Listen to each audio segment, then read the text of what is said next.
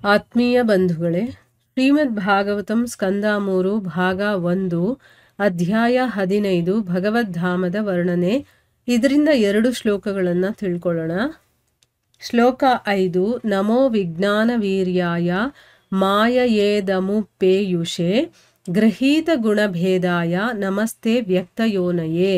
ಅನುವಾದ: ಎಲೈ ಶಕ್ತಿಯ ಮತ್ತು ವಿಜ್ಞಾನಾನುಭವದ ಮೂಲ ಆಕರವಾದವನೇ, ನಿನಗೆ ಸರ್ವ ನಮಸ್ಕಾರಗಳು. ನೀನು ದೇವೋತ್ತಮ ಪರಮ ಪುರುಷನಿಂದ ಬೇರೆ ಮಾಡಲಾದ ರಾಜಸ ಗುಣವನ್ನು ಸ್ವೀಕರಿಸುತ್ತೀಯೇ. ಬಹಿರಂಗ ಶಕ್ತಿಯ ನೆರವಿನಿಂದ ನೀನು ಅವ್ಯಕ್ತ ಮೂಲದಿಂದ ಜನಿಸಿರುವೆ. ನಿನಗೆ ಸರ್ವ ನಮಸ್ಕಾರಗಳು. ಶ್ಲೋಕ 6. ಯೇ ತ್ವಾನನ್ಯೇನ ಭಾವೇನ ಭಾವಯಂತ್ಯಾತ್ಮ ಭಾವನಂ ಆತ್ಮನಿ ಪ್ರೋತಭುವನಂ ಪರಂ ಸದಸದಾತ್ಮಕಂ. ಅನುವಾದ: ಎಲೈ ಭಗವಂತನೇ, ಈ ಎಲ್ಲ ಗ್ರಹಲೋಕಗಳು ನಿನ್ನೊಳಗೆ ಇರುತ್ತವೆ ಮತ್ತು ಎಲ್ಲ ಜೀವಿಗಳು ನಿನ್ನಿಂದ ಉಂಟಾಗಿವೆ. ಆದುದರಿಂದ ನೀನು ಈ ವಿಶ್ವಕ್ಕೆ ಕಾರಣನು. ವಿಚಲಿತವಾಗದೆ ನಿನ್ನನ್ನು ಧ್ಯಾನಿಸುವವನು ಭಕ್ತಿ ಸೇವೆಯನ್ನು ಪಡೆಯುವನು. ಇವು ಶ್ಲೋಕಗಳು ಮತ್ತು ಅವುಗಳ ಅನುವಾದ. ಈಗ ಭಾವಾರ್ಥದ ಮೂಲಕ ನಾವು ಇದರ ಅರ್ಥವನ್ನ ತಿಳ್ಕೊಳ್ಳೋದಕ್ಕೆ ಪ್ರಯತ್ನ ಮಾಡೋಣ. ಓದ ಭಾಗದಲ್ಲಿ ನಾವೇನು ತಿಳ್ಕೊಂಡ್ವಿ? ದೇವತೆಗಳೆಲ್ಲ ಬ್ರಹ್ಮನ ಹತ್ರ ಹೋಗಿ ಕೇಳ್ಕೊಳ್ತಾರೆ, ನಿನಗೆ ನಮ್ಮ ವ್ಯಾಕುಲತೆಗೆ ಕಾರಣವಾಗಿರೋದು ಏನು ಅಂತ ಗೊತ್ತಿದೆ, ಅದಕ್ಕೋಸ್ಕರ ಈ ಕತ್ತಲೆಯನ್ನ ಸ್ವಲ್ಪ ನೋಡು. ಯಾಕೆ ಅಂತಂದ್ರೆ ಕಾಲದ ಪ್ರಭಾವ ನಿನ್ನನ್ನು ಸ್ಪರ್ಶ ಮಾಡೋದಿಲ್ಲ, ಅದಕ್ಕೋಸ್ಕರನೇ ನಿನ್ನ ಎದುರುಗಡೆ ಅವ್ಯಕ್ತವಾಗಿರುವಂಥದ್ದು ಯಾವುದೂ ಇಲ್ಲ. ನಮಗಂತೂ ಇದ್ರ ಕಾರಣ ಗೊತ್ತಾಗ್ತಾ ಇಲ್ಲ, ನೀನಾದರೂ ಹೇಳು. ಆಮೇಲೆ ಎಲೈ ದೇವತೆಗಳಿಗೂ ದೇವನಾಗಿರುವಂಥವನೇ, ಜಗದ್ರಕ್ಷಕನೇ, ಬೇರೆ ಲೋಕಗಳ ಎಲ್ಲ ದೇವತೆಗಳ ಶಿಖಾಮಣಿ ನೀನು ಆಧ್ಯಾತ್ಮಿಕ ಮತ್ತು ಭೌತಿಕ ಎರಡೂ ಜಗತ್ತುಗಳ ಎಲ್ಲ ಜೀವಿಗಳ ಮನೋಭಾವವನ್ನು ತಿಳ್ಕೊಂಡಿರುವಂಥವನು ಅಂತೆಲ್ಲ ಬ್ರಹ್ಮನಿಗೆ ಅವರು ಹೇಳ್ತಾ ಇರೋದನ್ನ ಓದ ಭಾಗದಲ್ಲಿ ತಿಳ್ಕೊಂಡ್ವಿ. ಇಲ್ಲಿ ಈಗ ಏನು ಹೇಳ್ತಾರೆ?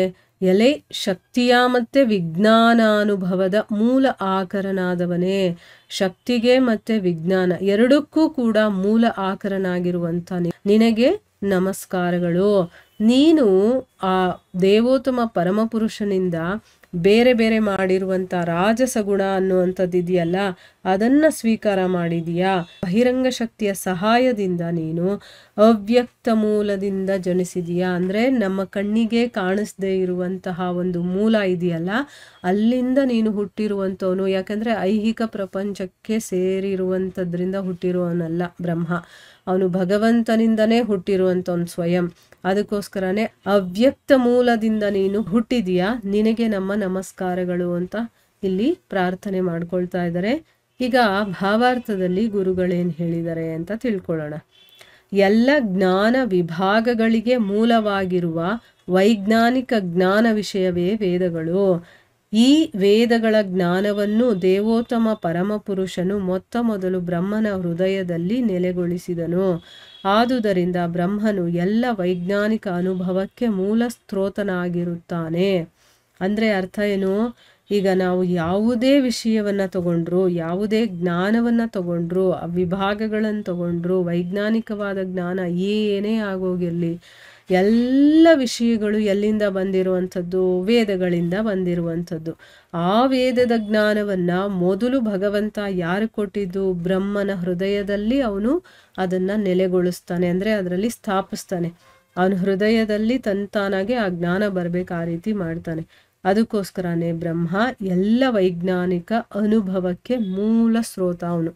ನೀವು ಯಾವುದೇ ವಿಷಯವನ್ನು ತಗೊಂಡು, ಈಗ ನಾವು ಆಧುನಿಕ ವಿಜ್ಞಾನ ಅಂತ ತಗೊಳ್ತೀವಲ್ವಾ, ಅದಾದರೂ ಆಗಿರಲಿ, ಐತಿಹಾಸಿಕ ಆಗಿದ್ರೂ ಆಗಿರಲಿ, ಆಧ್ಯಾತ್ಮಿಕ ಆದರೂ ಆಗಿರಲಿ, ನೀವು ಯಾವ ವಿಷಯ ತಗೊಂಡ್ರು ಅದರ ಮೂಲ ಹುಡುಕ್ತಾ ಹೋದಾಗ ಅದು ವೇದಗಳಿಂದ ಬಂದಿರೋದು ಅಂತಂದು ನಮಗೆ ಗೊತ್ತಾಗುತ್ತೆ. ಆ ವೇದಗಳು ಮೊದಲು ಎಲ್ಲಿ ನಮಗೆ ಸಿಕ್ಕಿದ್ದು? ಬ್ರಹ್ಮನ ಹೃದಯದಲ್ಲಿ ಅದು ಸಿಗುತ್ತೆ. ಅದನ್ನು ಯಾರು ಬ್ರಹ್ಮನ ಹೃದಯಕ್ಕೆ ಕೊಟ್ಟಿದ್ದು ಅಂತಂದರೆ ಆ ಭಗವಂತ ಅನ್ನೋದನ್ನ ಇಲ್ಲಿ ಹೇಳ್ತಾ ಇದ್ದಾರೆ. ಸೊ ಅದಕ್ಕೆ ಬ್ರಹ್ಮನೇ ಎಲ್ಲ ಒಂದು ವೈಜ್ಞಾನಿಕ ಅನುಭವಕ್ಕೆ ಮೂಲ ಸ್ರೋತ ಅವನು.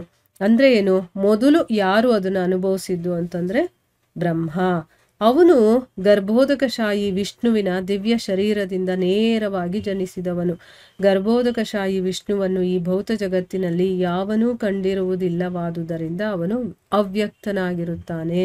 ಬ್ರಹ್ಮನು ಅವ್ಯಕ್ತನಿಂದ ಜನಿಸಿದವನೆಂದು ಇಲ್ಲಿ ಹೇಳಲಾಗಿದೆ. ಅವನು ಪರಮ ಭಗವಂತನಿಂದ ಬೇರ್ಪಟ್ಟ ಬಹಿರಂಗ ಶಕ್ತಿಯಾಗಿರುವ ಭೌತ ಪ್ರಕೃತಿಯ ರಾಜಸ ಗುಣದ ಅವತಾರಿಯಾಗಿರುತ್ತಾನೆ.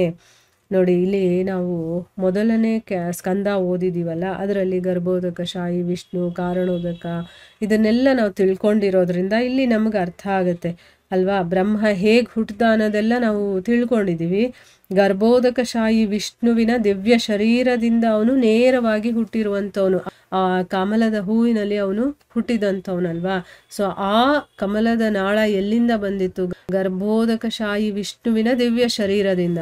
ಬ್ರಹ್ಮ ಎಲ್ಲಿಂದ ಹುಟ್ಟಿದಾನೆ ಅಂತಂದ್ರೆ ಗರ್ಭೋದಕಶಾಹಿ ವಿಷ್ಣುವಿನ ದಿವ್ಯ ಶರೀರದಿಂದ ನೇರವಾಗಿ ಹುಟ್ಟಿರುವಂಥವನು. ಸೊ ಗರ್ಭೋದಕಶಾಹಿ ವಿಷ್ಣುವನ್ನ ಈ ಭೌತ ಜಗತ್ತಿನಲ್ಲಿ ಯಾರು ನೋಡಿಲ್ದೇ ಇರೋ ಕಾರಣದಿಂದ ಅವನು ಅವ್ಯಕ್ತನಾಗಿರ್ತಾನೆ. ಬ್ರಹ್ಮ ಅವ್ಯಕ್ತನಿಂದ ಹುಟ್ಟಿರೋನು ಅಂತ ಅದಕ್ಕೆ ಇಲ್ಲಿ ಹೇಳಿರುವಂಥದ್ದು. ಅವನು ಪರಮ ಭಗವಂತನಿಂದ ಬೇರ್ಪಟ್ಟಂತಹ ಬಹಿರಂಗ ಶಕ್ತಿಯಾಗಿರುವ ಭೌತ ಪ್ರಕೃತಿಯ, ಅಂದ್ರೆ ಈಗ ಭಗವಂತನಿಂದ ಬೇರ್ಪಟ್ಟಿರುವಂತ ಬೇಕಾದಷ್ಟು ಶಕ್ತಿಗಳಿದೆ, ಅದರಲ್ಲಿ ಬಹಿರಂಗ ಶಕ್ತಿನೂ ಒಂದು. ಈ ಭೌತಿಕ ಪ್ರಕೃತಿಯಲ್ಲಿ 3 ಗುಣಗಳಿದೆಯಲ್ಲ, ಅದರಲ್ಲಿ ರಾಜಸ ಗುಣದ ಅವತಾರಿಯಾಗಿ ಬ್ರಹ್ಮ ಇದ್ದಾನೆ. ಅಂದ್ರೆ ರಾಜಸ ಗುಣದ ಅವತಾರಿ ಯಾರು ಅಂತಂದ್ರೆ ಬ್ರಹ್ಮ ಅನ್ನೋದು ನಮಗ್ ಗೊತ್ತಿದೆ. ಸೊ ಇದನ್ನೆಲ್ಲ ಅವರು ಬ್ರಹ್ಮನಿಗೆ ಹೇಳ್ತಾ ಇದಾರೆ. ಅಂದ್ರೆ ಬ್ರಹ್ಮನ ಗುಣಗಳನ್ನ ಇಲ್ಲಿ ಹೊಗಳಿ ಹೇಳ್ತಾ ಇದ್ದಾರೆ. ನೀನು ರಾಜಸ ಗುಣದ ಅವತಾರಿಯಾಗಿದೆಯಾ. ಮುಂದುವರೆದು ಹೇಳ್ತಾರೆ, ಎಲೈ ಭಗವಂತನೇ. ಇಲ್ಲಿ ಬ್ರಹ್ಮನಿಗೆ ಭಗವಂತ ಅಂತ ಕರಿತಾ ಇದ್ದಾರೆ.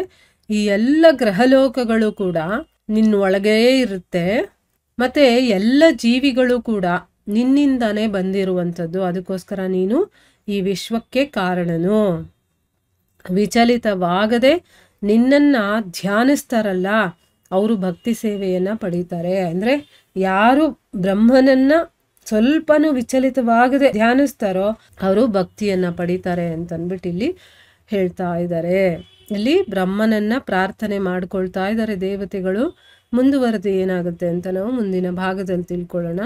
ಹರೇ ಕೃಷ್ಣ.